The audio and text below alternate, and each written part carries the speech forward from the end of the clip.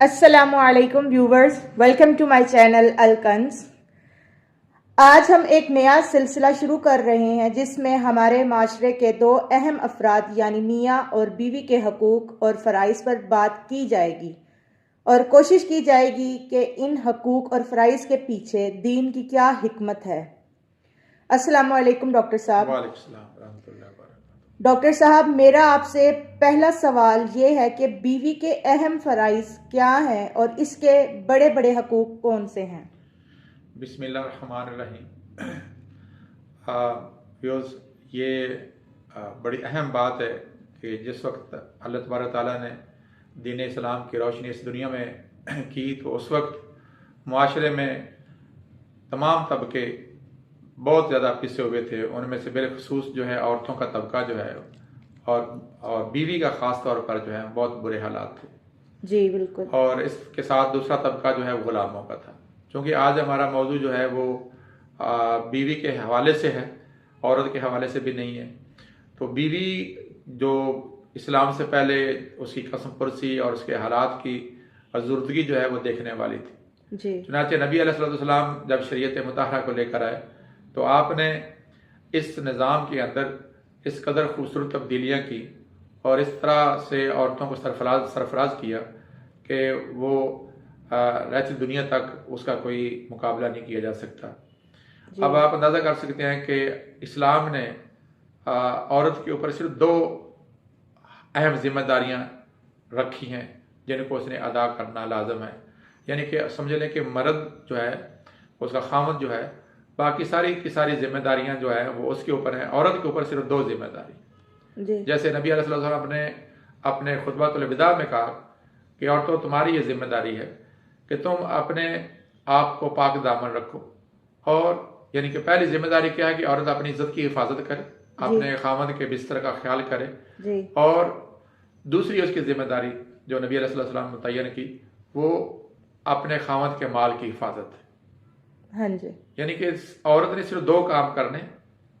कौन सा पहला काम है कि एक तो ये है कि वो अपने इज्जत की हिफाजत करे, हाँ जी, अपने खामद के बिस्तर का ख्याल करे जी।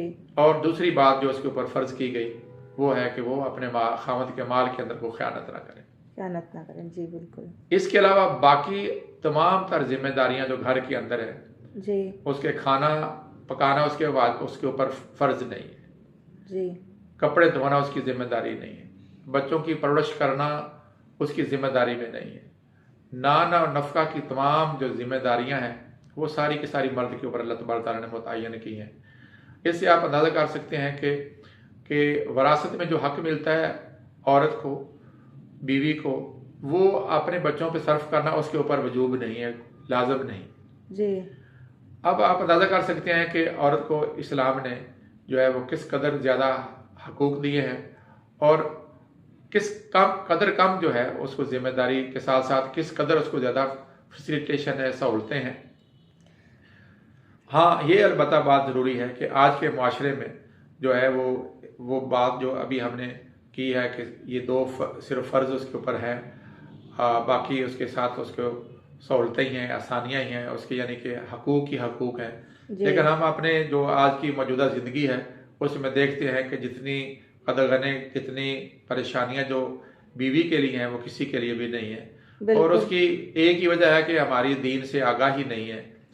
अब जो इसकी जो हकूक़ के बहुत ज़्यादा होने की कई हिकमतें हैं। हाँ जी। क्योंकि ये एक टॉपिक बहुत बड़ा है कि जिसके अंदर ये पता चलेगा कि अल्लाह तबारक तआला ने औरत को जो है वो इतने ज़्यादा हकूक़ क्यों दिए हैं और उसके ऊपर इतने फ़र्ज कम से कम क्यों आयद किए। उसकी रीज़न भी हमें पता चलेगी कि मर्द की आज़ादाना ज़िंदगी जो मुआशरे से बाहर रहकर है वो होने की वजह से उसके ऊपर हकूक़ इतने फ़र्ज उसने ऊपर ज़्यादा आयद किए गए हैं। और औरत का अपने घर में रहते हुए एक महदूद स्कोप में, महदूद हालात में रहते हुए उसके ऊपर सिर्फ सहूलतें उसके हक़ ही हक़ मुतय्यन किए गए हैं। क्यों किए गए? तो ये इंशाल्लाह अगली नशिस्त में कोशिश करेंगे कि इनके ऊपर ही सिर्फ बात की जाए ताकि हमें अंदाज़ा हो सके कि अल्लाह तबारक तआला जो है کیا عورت کو گھر کے کام کرنے سے بالکل روک رہے ہیں یا دیگر معاملہ سے روک رہے ہیں اور کیوں ایسا اسلام نے کیا ہے؟ تو اس کا انشاءاللہ اگلی نشست میں میرا خیال ہے کہ بات کرنا زیادہ مناسب ہوگا. بالکل ڈاکٹر صاحب، آپ نے جیسے کہا یہ بات حقیقت ہے کہ ہمارے ہاں ان چیزوں کو کلچر کا نام دے دیا جاتا ہے کہ جی ہمارا کلچر ایسا ہے.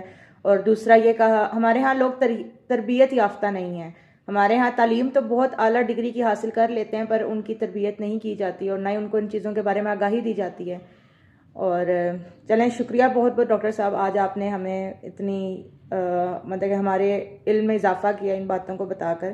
ویورز، اگلی نشست میں ہم انشاءاللہ بیوی کے ان حقوق اور فرائض کی دینی حکمت پر ڈاکٹر صاحب سے رہنمائی حاصل کریں گے.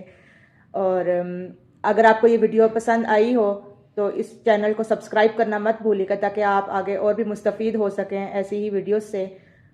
جزاک اللہ. اللہ حافظ. اللہ حافظ.